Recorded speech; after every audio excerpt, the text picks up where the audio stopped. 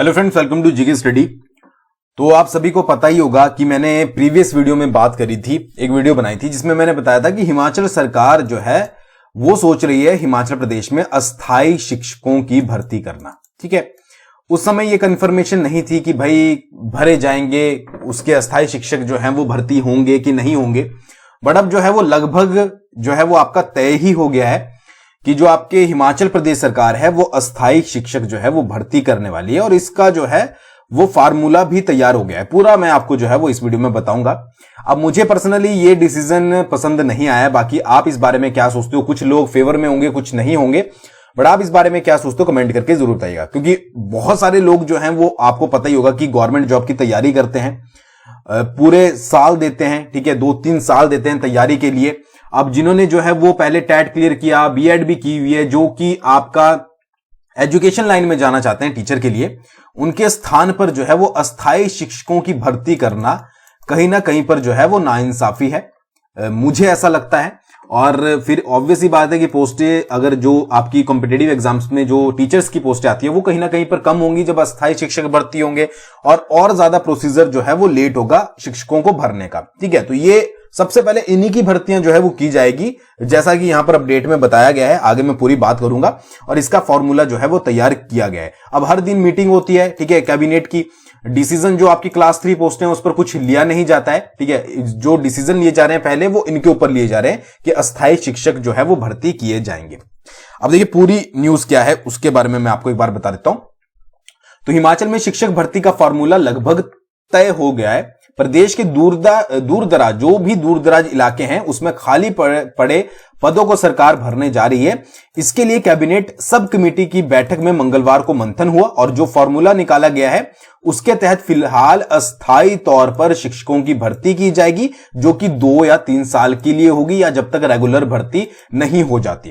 तो यहां पर अस्थायी शिक्षक जो है वो भर्ती किए जाएंगे 2 या 3 साल तक, जो भी दूर दराज के इलाके के आपके जो है वो स्कूल्स हैं वहां पर, और ये 2 या 3 साल तक रहेंगे। ठीक है जी, जो भी शिक्षक होंगे या फिर जब तक आपकी रेगुलर भर्ती नहीं हो जाती। अब ये ऑब्वियस ही बात है कि पोस्टों को तो कम करेंगे पोस्ट, या फिर इसके लिए क्या प्रोसीजर रहेगा कि अगर फिर आपकी थोड़ी सी जो है वो वैकेंसी लेट हो सकती है, ये सारी चीजें आपको देखने को मिल सकती है। ठीक है, यह भर्ती जो पीटीए होते हैं आपके, एसएमसी होते हैं और विद्या उपासक भर्ती होती है, उसके फार्मूले से बिल्कुल अलग होगी। जो एसएमसी टीचर्स वगैरह होते हैं उनके फार्मूले से बिल्कुल अलग होगी। 2 या 3 साल के लिए आपको जो है वो अपॉइंट किया जाएगा। ठीक है, और एक चीज मैंने आपको और बताई थी कि जो आपकी एचपी गवर्नमेंट है वो कॉन्ट्रैक्ट पीरियड को लेकर चेंजेस करने वाली है। ठीक है, तो बहुत सारे कैंडिडेट मुझसे ये पूछ रहे थे कि क्या कॉन्ट्रैक्ट 2 से घटकर 1 साल का हो जाएगा? तो ऐसा भाई कुछ नहीं होने वाला है। कॉन्ट्रैक्ट पीरियड आपका बढ़ाया ही जाएगा। ठीक है, 2 से आपका 5 साल हो सकता है। ठीक है, ये अभी जितना मुझे लग रहा है। ठीक है, देखिए एग्जैक्ट तो मैं नहीं बता सकता, बट आपका कॉन्ट्रैक्ट पीरियड जो है वो बढ़ाया जाएगा। तो ये इसके लिए भी आप तैयार रहिएगा। इसलिए मैं हमेशा से आपको बोलता हूं कि अगर आप गवर्नमेंट जॉब चाहते हो, अगर आप गवर्नमेंट में ही जाना चाहते हो, तो टाइम रहते जो है वो तैयारी कर लीजिए, टाइम रहते अपनी जॉब को हासिल कर लीजिए, क्योंकि आने वाले समय में बहुत सारे चेंजेस जो हैं वो हो सकते हैं। तो ये तो आपका चेंजेस पक्का ये कि आपका जो कॉन्ट्रैक्ट पीरियड को लेकर चेंजेस होने वाले हैं, उसके अलावा सैलरी को लेकर चेंजेस होंगे, और सबसे बड़ा चेंज जो आपके एजुकेशन सेक्टर में भर्तियां होती है उसमें आपके अस्थाई टीचर जो है वो भर्ती किए जाएंगे। आगे बताता हूं मैं आपको। अस्थाई शिक्षक भर्ती में आरएनपी रूल्स को फॉलो किया जाएगा, जिसमें रिजर्वेशन सहित सभी नियमों को फॉलो किया जाएगा। अच्छा, इसमें नियम जो है वो प्रॉपर तरीके से होंगे, जिसमें आपको रिजर्वेशन भी मिलेगा, और भी क्या क्या नियम होंगे जो कि दूसरी वैकेंसीज में फॉलो किए जाते हैं वो सारे आपको इसमें देखने को मिलेंगे। हालांकि अभी ये फाइनल नहीं हुआ है, क्योंकि गुरुवार को फिर से कैबिनेट की मीटिंग जो है वो बुलाई गई है कि क्या आरएनपी इसके रूल्स होंगे, क्या क्या इसमें नियम फॉलो किए जाएंगे। तो ये अभी एग्जैक्ट नहीं बताया गया है, क्योंकि इसके ऊपर दोबारा से एक और मीटिंग जो है वो की जाएगी, और जो आपकी नेक्स्ट जो आपकी यहां पर कैबिनेट की मीटिंग होगी उसमें फाइनल अंतिम जो है वो रूप यानी कि फाइनल डिसीजन लिया जाएगा शिक्षक भर्ती फॉर्मूले पर, जो कि अस्थाई है। अस्थाई वर्ड जो है यहां पर आप इसको नोट जरूर कीजिएगा। इसके बाद मामला कैबिनेट मीटिंग में जाएगा, उसके बाद वित्त मंत्रालय से मंजूरी मांगी जाएगी। ऑब्वियस ही बात है कि ये सारे, ऐसा तो है नहीं कि वहां पर जाकर रिजेक्ट हो जाएगा, इसको फाइनलाइज्ड ही किया जाएगा और आगे इसको जो है वो फिर इसको प्रोसीड कर दिया जाएगा। तो मंगलवार को कैबिनेट सब कमेटी के अध्यक्ष एवं उद्योग मंत्री हर्षवर्धन चौहान, राजस्व मंत्री जगत सिंह नेगी, शिक्षा मंत्री रोहित ठाकुर, सचिव शिक्षा और सचिव विधि की भर्ती मामले में बैठक हुई थी, जिसमें कई मामलों पर जो है वो मंथन किया गया और स्पेशली अस्थायी टीचर भर्ती फॉर्मूले पर जो है वो यहां पर डिसीजन लिया गया। अच्छा, बैठक के बाद मंत्री हर्षवर्धन चौहान ने पत्रकार वार्ता में बताया कि सरकार का फोकस बच्चों के भविष्य पर है। ठीक है, कौन से बच्चे? जो स्कूल में पढ़ते हैं, वो वाले बच्चे नहीं जो कॉम्पिटिटिव एग्जाम्स की तैयारी कर रहे हैं, दिन रात मेहनत करते हैं, जो ये चाहते हैं कि हमारी सरकारी नौकरी लग जाए, उनके ऊपर नहीं, ये स्कूल में पढ़ने वाले भविष्य के ऊपर। तो देखा गया है कि हार्ड एरिया में अध्यापक ही नहीं है। अब देखिए, इनके ऊपर गवर्नमेंट ने सबसे बड़ा यहां पर अस्थायी टीचर को जो ज्वाइन करने के लिए सबसे पहले ये जो है वो रीजन दिया था। प्रीवियस में मैंने आपको बताया था, जो अपडेट आई थी, कि मैक्सिमम जो अध्यापक होते हैं वो हार्ड एरिया में जाने से जो है वो मना करते हैं। तो ऐसे में इन्होंने अस्थायी टीचर जो है वो भर्ती करने का डिसीजन लिया है। अब ये किस तरीके से होंगे, लोकल वाइज होंगे या डिस्ट्रिक्ट वाइज होंगे, वो सारी चीजें जो है वो देखना पड़ेगा। ठीक है, तो ऐसे स्कूलों में जहां पर जो है वो अध्यापक ही नहीं है, नया सत्र शुरू हो चुका है, ऐसे में स्कूलों में खाली पदों को भरना जो है वो बेहद जरूरी है बच्चों के भविष्य के लिए।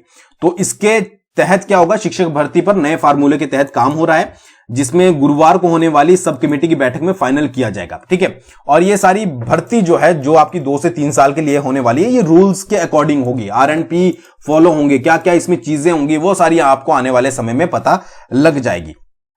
अच्छा, कैसे होगी? नया फार्मूला फाइनलाइज होने के बाद जो आपकी JBT है, TGT है, CNV है, लेक्चरर है, कॉलेज कार्डर है, इसकी भर्ती होगी। अब यहां पर देख लो आप, JBT TGT ये सारे आपके भरे जाएंगे अस्थाई तौर पर। इसमें JBT TGT CNV की भर्ती डिस्ट्रिक्ट लेवल पर होगी।